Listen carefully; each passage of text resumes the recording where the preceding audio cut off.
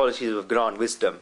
Non-attachment towards and absence of clinging to son, wife, home, and the like, and constant equal-mindedness to all desirable and undesirable happenings. In the first line of this 9th verse, 2 words are given: asakti, meaning non-attachment, and anabhishvanga, absence of clinging to.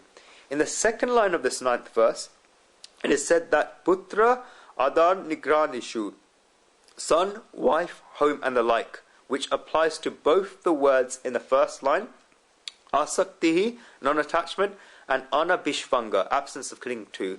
Therefore, one should have non-attachment to son, wife, home, and the like, and one should have absence of clinging to son, wife, home, and the like. One should apply this to both. Asaktihi means non-attachment. Shankaracharya says that saktihi sangha nimiteshu vishayeshu priti matra tat abvada asaktihi, meaning attachment is attraction and interest towards objects that lead to company from people, and an absence of this is non-attachment. Attraction towards objects perhaps may go away, but attraction towards people does not go away very quickly. And if it goes away, then its memories lead one to suffer, and the bondage stays in the way that it was before. If one believes a person, then does the person go out of their mind, and is the matter over? No, the person stays in the mind.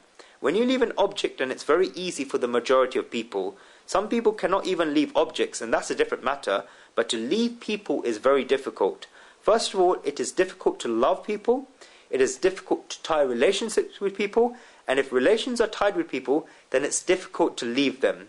This is one difficulty. I said earlier that it's easier to tie a relationship with objects because objects do not have their own opinions. Objects stay and become your slaves, and people always have the wish that whenever they tie a relation, they can make the other person a slave. This is always the case. I often say that what does marriage lead to in life for a husband and a wife? It is an activity to make each other slaves. The husband wishes that his wife will remain his slave, and the wife also wishes that the husband will remain a slave. And that is why a conflict arises between them about who will be able to rule over who. The paths of both are different, but their goal or the efforts is one.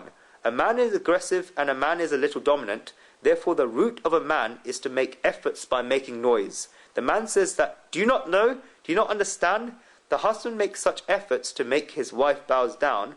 The male tries to hold the head to bow down because of aggression. The quality of a wife and a woman is that she makes efforts by holding the feet in order to make the husband bow down. If you hold someone's feet, then you will say, why are you doing this? And they themselves will bow down. You can make someone bow down in two ways. Either you can make them bow down by holding the head, or you can make them bow down by holding their feet. The male tries to make the female bow down by holding her head, and the female tries to make the male bow down by holding the feet. The wife falls straight away to the feet. He therefore has to bow down. Where else can he go? What I mean to say is that in each and every relationship, the human being has a wish that they will make the other person bow down. If you can maintain a relationship by giving someone the same amount of independence as they had before, then the beauty of the relationship is another thing altogether. And you get to see such relations very rarely in society, where within the relationship, both of them get independence, yet there is a relationship.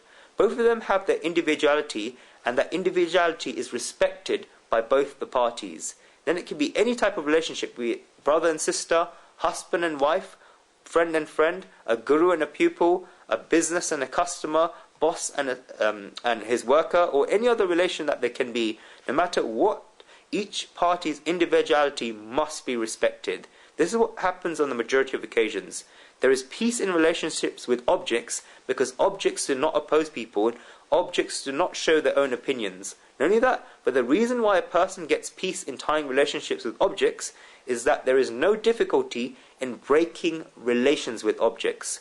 You're using a shirt, you like it and you've used it. You have worn it twice, 4 times, 6 times and 10 times. You like it very much and the shirt fits you. Then you don't like it because it's become outdated and the fashion sense is gone. Something like this has happened. You take off the shirt and put it away. It will stay in the cupboard. The shirt will never tell you, wear me, I have made you look beautiful 10 times and so you should wear me on the 11th occasion. It is very easy. You can break a relationship with a shirt and the shirt will not oppose you. A person does oppose. If you take a wife out twice, take or go on a business trip 4 times and keep her beside you, then after 2 years, if you say that I'm going and you are not coming, then there's going to be difficulties. She will ask, why? Why not now?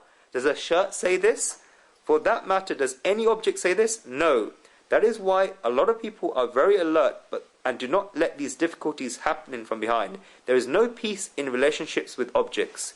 It is difficult to tie relationships with people. The reason for this is that people have their own opinions. People do not like living as slaves. And third, people are alive. After tying a relationship with people, it's difficult to break them.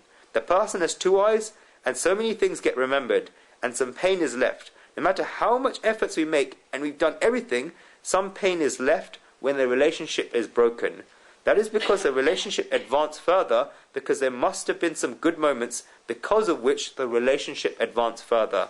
And after breaking, just like one remembers the bad times, one also remembers the good times. That is why there is pain when relationships are broken. Non-attachment is non-clinging towards a person. What is subtle non-attachment? Many times it feels that one is leaving a person, but they still have attachment towards them. Attachment should be there in its full form. Swami Ramtirth was a very great saint, and I have a lot of adoration for him. He went abroad. Out of all the Indian saints who went abroad to speak about Dharma, his name was right near the beginning of them. There was Swami Vivekananda and Swami Ramtirth in particular in America. He went abroad for the first time and he got a lot of fame there. He returned, and if I'm not forgetting, then Lucknow was his hometown. He was treated with a lot of respect in the house where he stayed. He was being given a lot of respect, and a lot of people would come to touch his feet, because at that time, 1 year or 1.5 years would get taken to go abroad. It took 1.5 to 2 months on the journey there, and 2 to 4 months on the journey back when they were travelling by steamer. They did not have the means that we have now. After he came back after 1 year or 1.5 years, then a lot of people came to bow down to his feet. There were lines of people outside his house. While he was eating lunch, the line was stopped and the people were told to wait there until Swamiji finished his lunch. After he got up after eating and he approached the window, while wiping his hands with a napkin, his gaze fell on the big lines outside. He thought that such big lines. People are still asking to meet me. In that line, he saw his wife from the previous stage of his life. He called the assistant who was with him and said, "Tell the woman right there at the front of the queue not to meet me." The assistant asked, "Why, Swamiji, are you saying this? So many people have come to meet you and you don't have a problem with this. Why then are you telling this particular woman not to come and meet you?" Swamiji told him that she was my wife in the previous stage of my life. Now I have become a sannyasi, a man of renunciation. I cannot meet her. His assistant said, "Swamiji, as a small person, I want to say something big. The woman has not come here to assert her rights as a wife. If she had come here, then in that manner, then she would have told everybody that you are husband and that you should meet her first. Because she has stayed in line with everyone else like an ordinary person and has come to see you, this means that she has come to touch your feet as a sannyasi, a man of renunciation, and as a great saint. She has forgotten her feelings as a wife, so why are you sitting there as her husband? She herself is not showing her right, but you are a sannyasi, a man of renunciation. So many people have come to touch your feet, and you have no problem with this, so why are you not letting her come in?" Swami Ramtirth was a person of a very big heart. If he was a hard-boiled person, then he would not have been able to hear this. He immediately said, holding his ears, that what you're saying is true, let her come in. And on that day, knowingly, this Swami Ramtirth wrote in his diary but he told the person that my true sannyas, renunciation, will bear fruit today. When she comes and I can look at her with the same amount of non-attachment and non-clinging as would everyone else, and I do not remember anything from the past, then when I have this feeling, it is true sannyas, renunciation. One should be free from attachment, as this is very necessary. One should also be free from clinging to son, wife, and the like. Although the word wife is said, if the listener or the reader is a woman on the path of gnana and wisdom, then this word can be interpreted as husband. Madhusudan Saraswati Ji says that clinging means attraction to the unique feeling that all of these possessions are me, and absence of clinging is a unique feeling that all of these possessions are not me, or an absence of the unique feeling that all of these possessions are me. When one thinks that I am the house, I am the wife, I am the children, then this is clinging. Shankaracharya Ji says that person has the feeling that if these people are happy, then I am happy, then this is clinging in Sanskrit. If one has a feeling, if my wife is happy, then I am happy, then look how much a person holds on to someone. If you look at it from the perspective of love, or from the perspective of relationships, then it feels very common that if a child, wife, or husband is ill, then we constantly get pain, and we cannot sleep at night thinking that my child is ill, my wife is ill, or my husband is ill. If this happens, then one cannot get sleep. All of us get pain when this happens, but one who is at the peak state of Gnan, wisdom, will serve all of these people, will look after all of these people, will give happiness to all of these people, and do all of this, but such a person does not himself get sad from the inside. One should not even mistakenly think that this person is the same as themselves, and that is why great saints say that there is no identification with these people or objects. Non-clinging is an attitude that I give happiness to everybody in the material world, but I do not expect happiness from anyone. This is because, where does all sadness come from? It comes from an expectation of happiness. When we do this, then we're very good, but then we go mad that I did so much for him, what has he done for me? This is where all the difficulties start. This is our madness. If you have done it, then you are done very good, and you should do this, because if you don't do it, then who will do it? But one should not have the attitude that I have done it, and so I should get something in return. I should serve the person, look after the person, and make everybody happy, but my happiness is not dependent upon any person. One should not have the attitude that I will be happy when someone does something for me. One should have the attitude that I am happy, and if one has this, then this is called non-clinging. This is the quality of Gnan, wisdom. If we look at it from the fourth meaning, then non-clinging means not having rakishness towards objects. In the Srimad Bhagavad, there's a very beautiful story of Sudamaji. You all know the story, and so I'm not going to repeat it. Dwarikadish, Shri Krishna gave him everything, including wealth. Sudamaji did not ask for it, and Dwarikadish, Shri Krishna, sent him everything. Sudamaji enjoyed all of this. It's clearly written in the Srimad Bhagavad that Vishayan Jayan Dakshan Bobuje Nati Lampata. He enjoyed the material pleasures given to him by the Supreme Soul, but he did not ever become rakish because of them. Sudamaji enjoyed the wealth given to him by the Supreme Soul without becoming rakish over it. This is called non-clinging. Shri Krishna then says in this verse that one should have constant equal-mindedness to all desirable and undesirable happenings. Desirable happenings are when things one likes comes and things one does not like go away. Undesirable happenings are when things one does not like come and things that one likes go away. Being constantly equal-minded in both of these is a quality of Gnan, wisdom. His inner peace does not get disturbed.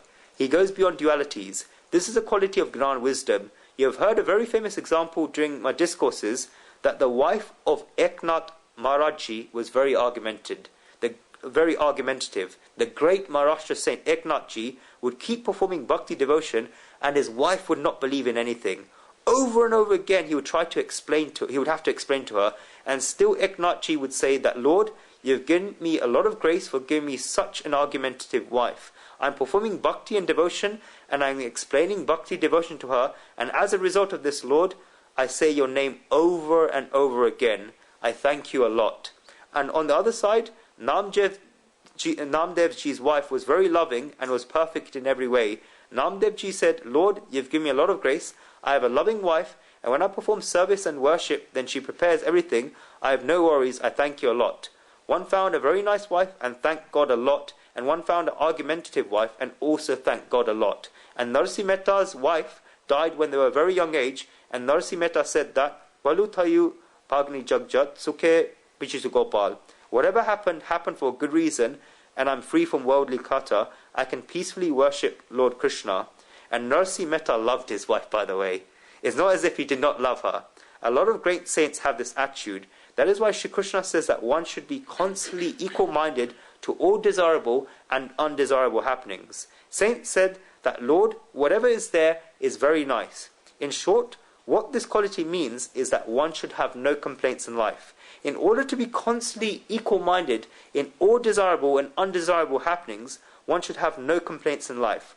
One should have the attitude that whatever there is nice.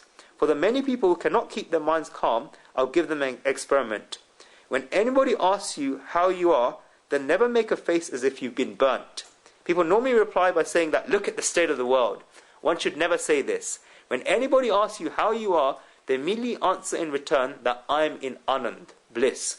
One should not even say that I am having fun. One should say that I am in anand, bliss. This is because bliss is such a state that it has no opposing state. The opposite of fun is pain. The opposite of happiness is sadness. The opposite of delight is depression. But is there an opposite word of anand, bliss? No. When I'm speaking to people around me and they say that, Majama, I am having fun, then I reply that I did not get fun from that. Then they remember to say that I am in anand, bliss. I am in anand, bliss.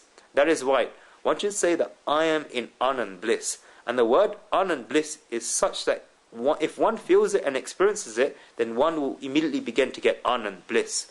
One should be in anand. Wherever you look, then it should be Nand ke anand bhayo, none's bliss has come. This saying will work like a mantra for auto-suggestion. Nand ke anand bhayo. You should bring this into your everyday life. Whenever someone asks you how you are, then you should say that I am in anand, bliss. You will take the next verse with anand, bliss. Maicha